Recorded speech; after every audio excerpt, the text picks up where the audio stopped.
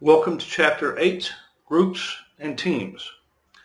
This is one of those topics that we could spend most of the semester studying. There are so many nuances to groups and teams because, as with people, all teams are different. There's really no surprise there since teams are obviously made up of people. Also, there are so many examples of team activity and behavior in our society today. Let's face it, athletics play a big role in our culture. And the media is full of stories about teams working well and winning and teams working poorly and losing. Hopefully after this chapter you will be able to analyze some of that team behavior and your own behavior in teams and come away with a better understanding of what makes teams tick. I've spent a good part of my career transitioning organizations from where they are to something better. And when I foster that transition, regardless of the organization, teams are an integral component to achieving that better place. I believe in teams, and I know for certain that they make organizations stronger and more successful. However, teams are just like any other good thing on this planet. Too much of it at the wrong time is not helpful. Think chocolate or beer, or let your mind wander to any other good thing overused. In fact, too much at the wrong time can be destructive. There is a time when leaders must lead and throw teams out the window.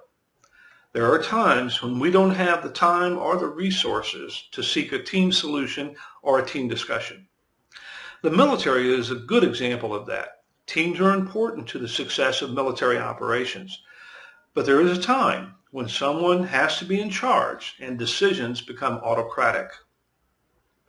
There are times when we have the time and the resources for team discussions and solutions, but we don't have the team. That is to say that the team is not ready for such responsibility. The team is not developed to that point. I think you get the picture that there is not a finite line between being a team and being an individual and being a group. Individuals and groups evolve into teams with much work and coaching over a significant period of time. It's a continuum from group to well-functioning team. And allowing the necessary time for that development is critical. Effective use of teams is about timing. Effective use of teams is about recognizing the skills and talents of individuals. Teams are not the answer for all problems, but teams provide another significant tool for business in their quest for success. Since teams are becoming more prominent in organizations, your understanding of the care, development, and effective utilization of teams is an important career skill for you personally. Pay attention. This is good stuff. This will make you better. This may actually make you some money someday, because it certainly has done so for me. Now let's look at a business topic little used in the past, much used in the present, and even more used in the future. Let's look at a tool that once again turns individual skills and talents into valuable collective efforts and solutions. And by the way, I should point out that the next slide you see will be the introductory slide to the PowerPoint video. And that has Chapter 10 instead of Chapter 8. Don't worry, you're not in the wrong place. It is Chapter 8, and it's my mistake. I apologize for that. So let's take a look at teams and what they can do for us. Hello again. Welcome to Chapter 8, Groups and Teams. I must admit that the subject of teams is a favorite of mine. I believe in teams, particularly at work. I've spent much of my later career years changing cultures primarily into team environments. I wouldn't say I'm an expert in organizational teams, but I've certainly been around long enough to make and see many of the mistakes that mark building, maintaining, and utilizing teams. And workplace teams and athletic teams, which we're all familiar with, are somewhat different, even though they share a lot of common themes. Once again, the text covers the characteristics of groups and teams pretty well, but I'll try to add some personal experience and insight into their explanation. Some of you have probably been involved in teams either through work, school, or other activities. Some of you may be wondering why we are not doing team projects in this class. Well, I'm not a big fan of using teams in academic classroom settings for a couple of reasons. First, my experience and feedback from students indicates that most students abhor being involved in a team project. Their critique is that a few people end up doing most of the work, and the reward structure, in other words, the grades, are not fair. The second reason revolves around one of my main criticisms of how teams are used in business and organizations. Teams are appointed by management, given a problem to solve or a task to accomplish, and often that task or problem have been around for years and no one else has ever solved or accomplished it before. The belief is that there is magic in a group of people and the group can solve the problem quickly. Truth is, that's not really a team. It's a group of people. Just because you put a group of people in a room, it doesn't mean you have a team. And that kind of applies to the academic teams as well. Successful teams are carefully selected and then given a chance to develop into a team prior to tackling difficult problems or issues. Page 255 of the text discusses developing team charters. This activity can be very important to the overall functioning and success of a team. It's a set of rules, if you will. Developing a charter takes time. Thus, my concern with team projects. There simply is not enough time. By the time the team is selected, charter is initiated, and the team develops adequate roles, they barely have any time left to work on the project. That's within a normal semester. The pro-academic team argument is that students should experience teams as part of their education. I agree, but the classroom, particularly the online classroom, is not the place to learn team behavior. I would rather you learn about effective teams than experience ineffective teams. So instead of insisting you participate in a team project, I would suggest you obtain experience in teams from a myriad of opportunities that present themselves in our daily lives. Athletic teams are great environments to observe and participate. Join a church group conducting charitable projects to help the community. Help in a political campaign, or a campaign to raise money or conduct an event to defeat cancer or some other disease, or to help people in poverty. There is no shortage of team-related endeavors that you can join. I encourage you to do so, since those skills will translate to the workplace readily. But while you are participating, try to apply some of the concepts in this chapter to diagnose and solve team problems as they arise. Although these experiences translate into the workplace, there are some differences. Let's briefly explore some of the differences between workplace teams and athletic teams. For example, athletic teams are carefully selected and the composition closely controlled. The members are selected for their specific skill sets, often through tryouts. In addition to skill sets, they are also screened for how they will fit into the team from an individual and personality perspective. This selection process is accomplished by considering a wide range of potential members, all of which want to be a member of the team. Do athletic teams have an opportunity to develop prior to taking on the task of playing the game? You bet. It's called preseason and training camp. An athletic coach wouldn't dream of starting the season the first day the team has been appointed. And team membership carries a certain amount of prestige and other benefits in athletics. If the individual doesn't work out on the team, they leave the organization and are replaced. In athletics, the team is built and rebuilt with specific goals in mind and planned with specific skills defined. And notice, athletic teams rarely include the same members for long periods of time. Work teams sometimes are selected, but often are appointed from existing people resources. The range of potential members is limited to those employees in the immediate work group, facility, or organization. The advent of the internet sometimes expands the pool in business of potential members, but they are still limited for the most part to the particular organization. Because of this limited selection process, work teams may require more effort towards developing and building the team. Where an athletic team utilizes like-minded and like-motivated people to accomplish clearly defined goals, work teams may try to combine people with very different perspectives and motivations to accomplish goals that sometimes are not so clearly defined. In addition, if someone doesn't work out on the team, wrong skill sets or skill sets that are not particularly useful to the situation, they are generally not dismissed and replaced, but put in some team role that contributes but does no harm. Athletics teams have a well-trained and proven coach to lead the team endeavors. The leaders in charge of teams in businesses and organizations may be skilled in teams, but often are merely the formal leaders who were on hand before the team was appointed. No special expertise required, and certainly a proven track record in team development and management is unusual in business situations. Notice that the coaching techniques of the leaders in athletics are very different. Some are aggressive, some are assertive, some are quiet and restrained, some are volatile, some emphasize individuals, and on and on. There's not one technique, but the selection process ensures that individuals selected will fit into that coaching scenario. The coach doesn't change, but the players do. In an organization, the players often are long-term and do not change, so the coach must change depending on the composition of the team. But we and organizations can still learn some lessons from athletic teams.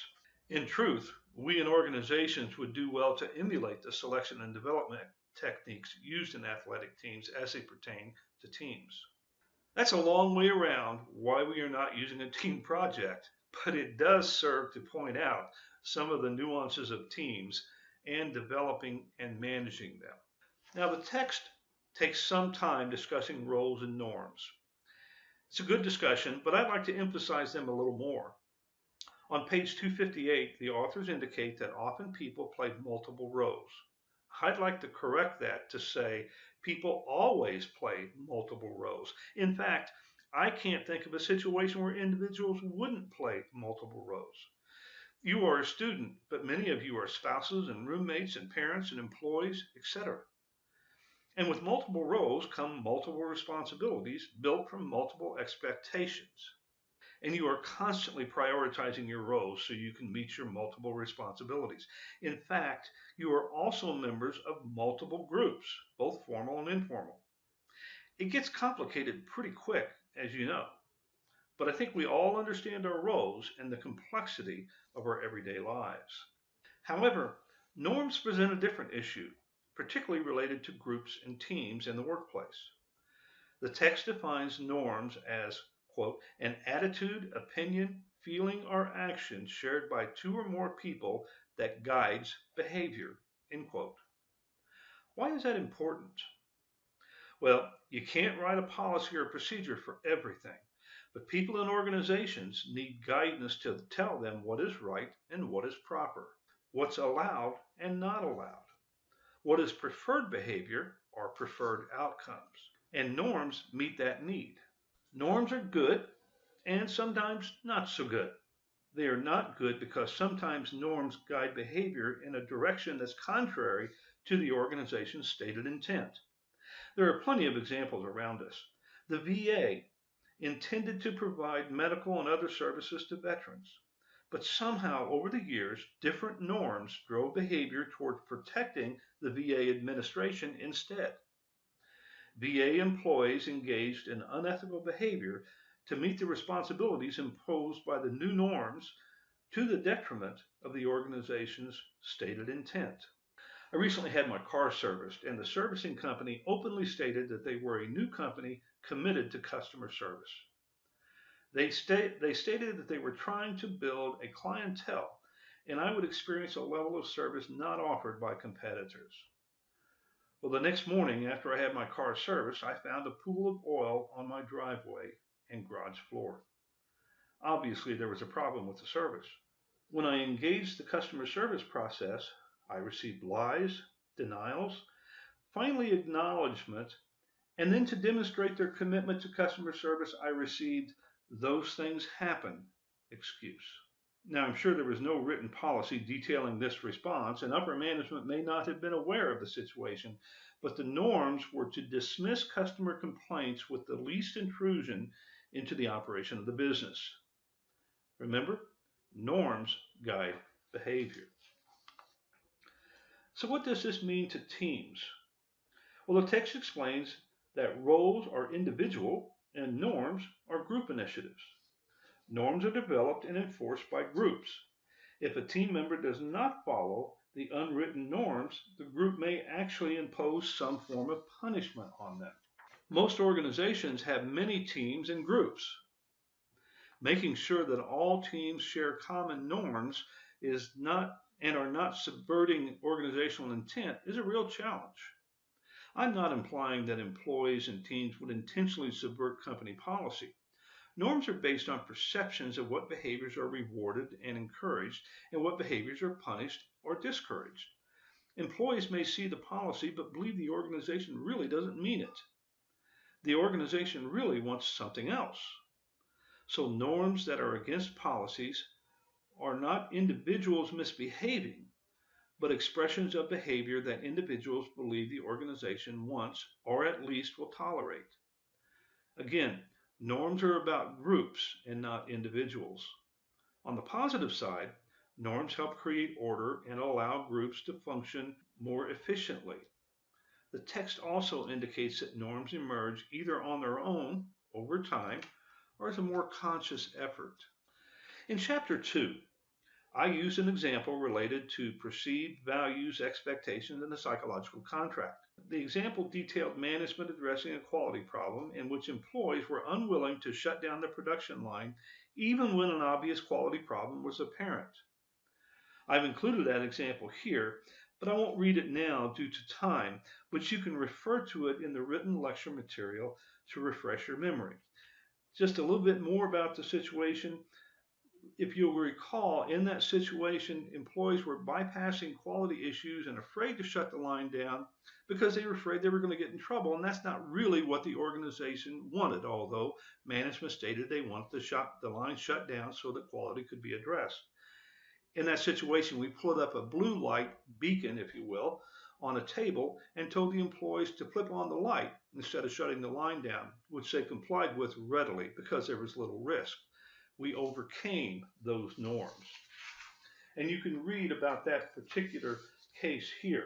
Now in Chapter 2, I indicated that this was an example of perceived values, and that's true. Norms relate to perceived, not stated values of the organization. And as pointed out in the text on page 263, norms are about peer pressure, and peer pressure is about perceived expectations.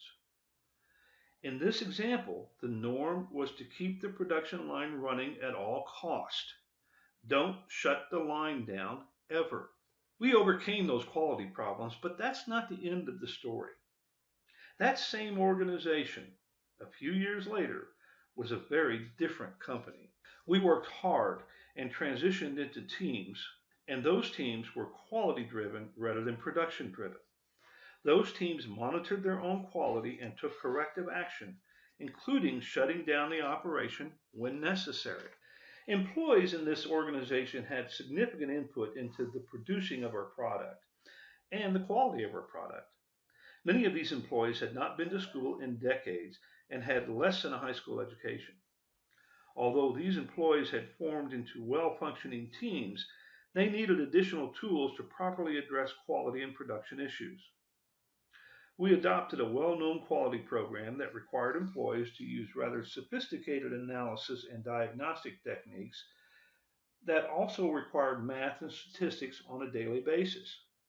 I sent my assistant to the training program and assigned him total responsibility for the success of the program.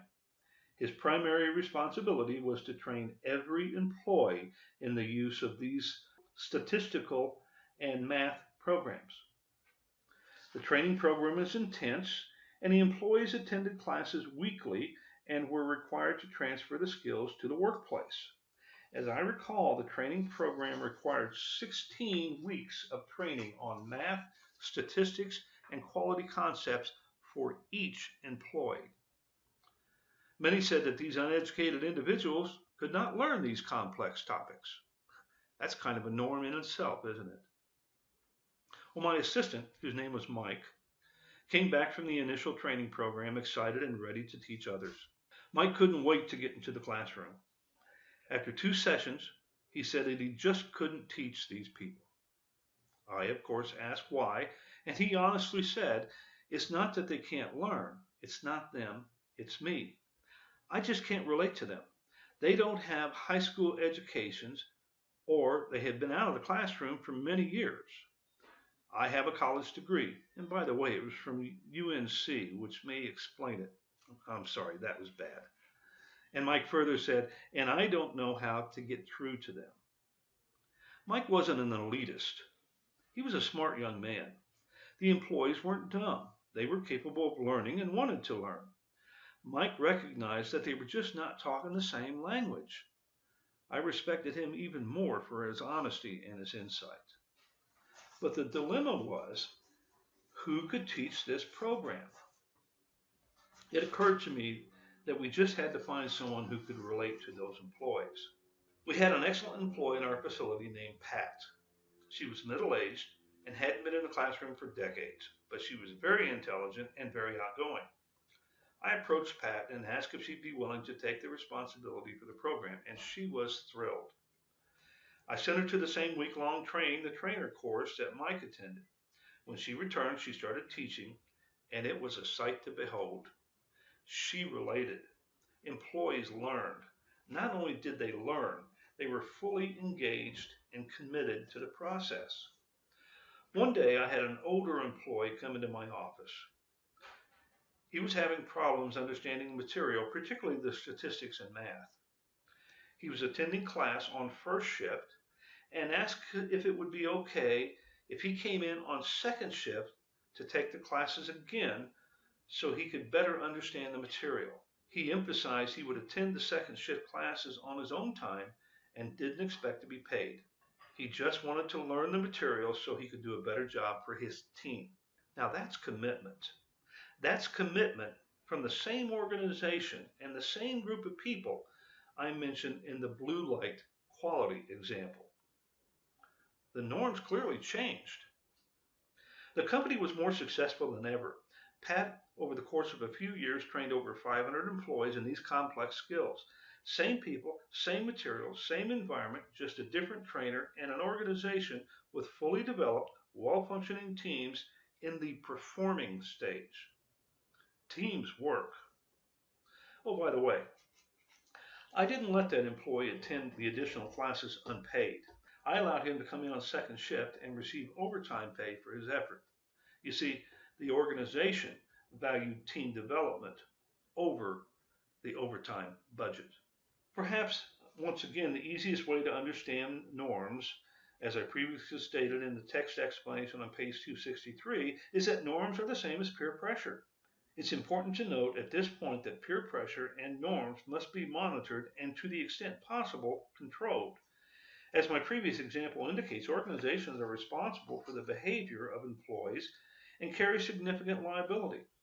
Courts do not accept the excuse, "Our policies prohibit sexual harassment." This was merely peer pressure. Nice try, but pull out your checkbook. Leaders must be cognizant of the norms as they affect team behavior. If the norms are wrong, it really doesn't matter how well the team members are selected or how well developed the teams are. They will merely reach the wrong goal. Speaking of how well a team is developed, the text discusses on page 264 Tupman's 5 stages of team development: forming, storming, norming, performing, and adjourning. I have used this model for years to train managers in the development of teams.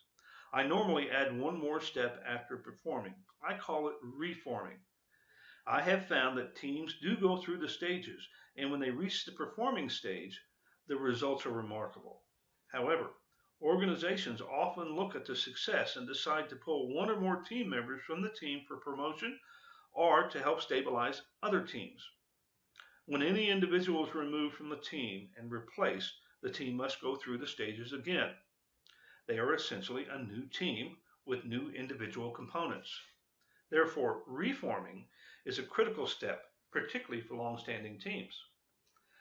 I believe teams must go through the stages, but how long a team stays in one stage versus the others is variable.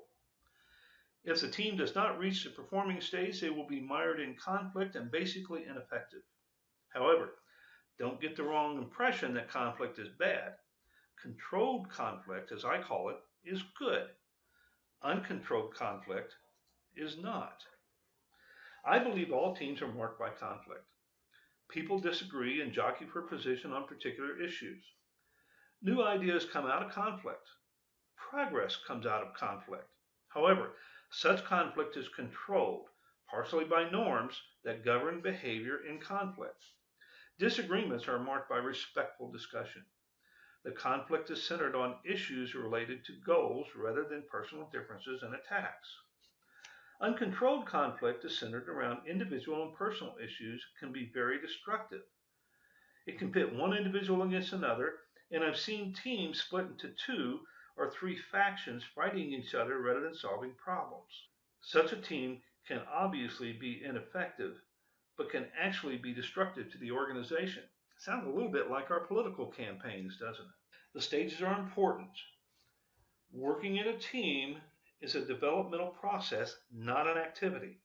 And the developmental activity requires, in my opinion, knowledgeable leadership to direct teams through the stages and monitor the development of positive norms. Once again, this directs my adversity towards team projects in academic settings. There's little time and less opportunity for interaction to ensure such critical processes in the team development process.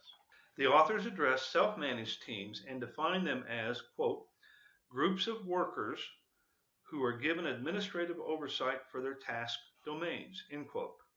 I agree with the definition, but don't believe true self-managed teams actually exist. Let me illustrate with an example.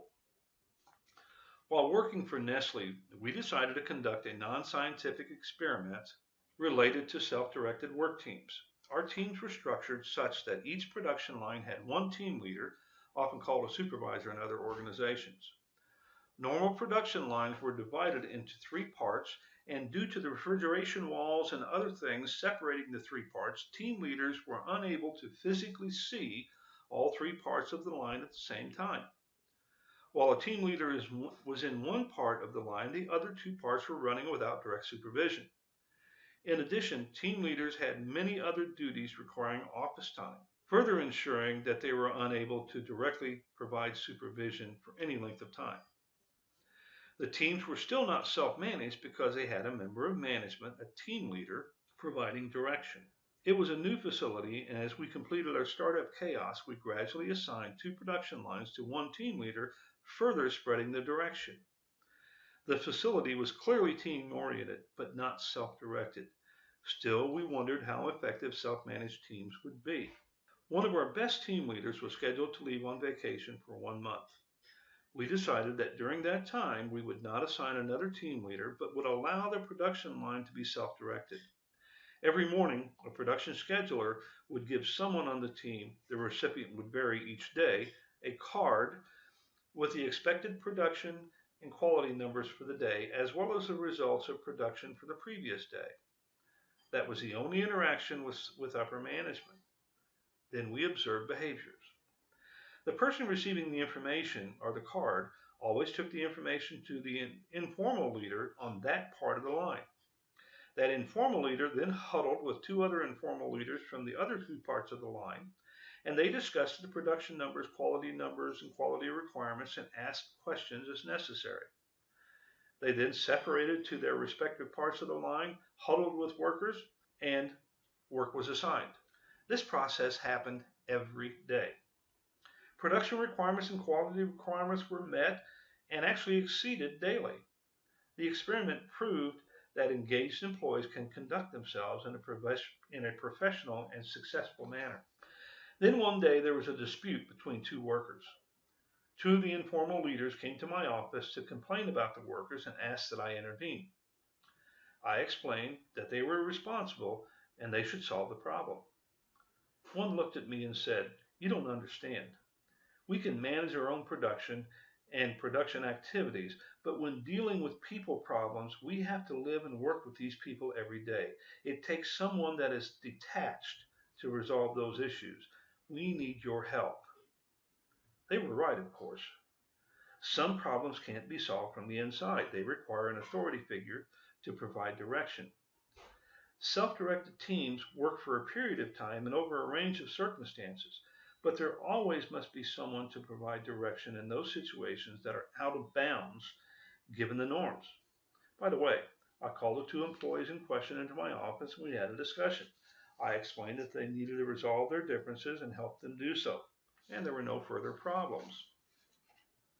This example illustrates that teams can be self-directed to a point and for a period of time, but ultimately situations will arise that require the actions and intervention of management. The ability of teams to be self-managed is really on a continuum from fully managed to periodic intervention by management. And different teams within an organization require different levels of intervention. All teams are different, and yes, like people, should be treated differently. Self-managed teams is a buzzword, and I have known organizations that boast that they are team-oriented and all teams are self-managed.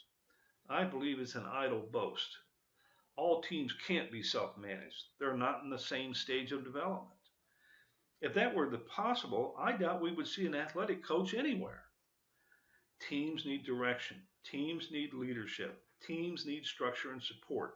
And some of that support comes from management relieving team members from conflicting and difficult responsibilities and allowing them to focus on specific projects, problems, and solutions.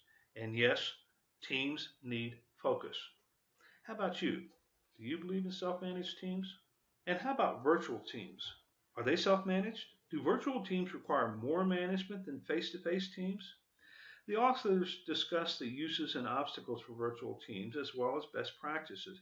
But virtual teams are so new, I'm not sure we have enough information to understand all the nuances of virtual teams. I believe in them and I use them, but I'm cautious of them as well. Not cautious in terms of denying their use, but I believe virtual teams are not a full substitute for face-to-face teams. Virtual teams must be applied to the right issues at the right way. And I do believe that virtual teams take longer to develop and master the stages of development than face-to-face teams. One thing virtual teams and face-to-face teams have in common is a need for trust among members and with management. The text has an excellent dialogue on trust. I don't really think I can add much of value other than to emphasize the importance in not only teams, but throughout any organization. Relationships are built on trust. On page 291, the authors discuss repairing trust. I can tell you from experience that once trust is violated, repair is very, very difficult. But not repairing trust is lethal to an organization. Trust is more than important. It's everything for organizations. I realize that I say this seemingly every week, but the text does an excellent job of covering groups and teams. There are many points covered in the text that I didn't mention in this lecture. The points not mentioned are no less important than those discussed in the lecture. Read the entire chapter carefully. It contains information and insights that will undoubtedly help you in the workplace. I remember when teams were not a common term or tool in the workplace. It really wasn't that long ago. They are a very common structure in the workplace today, and they are here to stay. The workplace, workers, consumers, and organizations are better for it. And your ability to develop, lead, and participate in teams will pay real dividends in your career.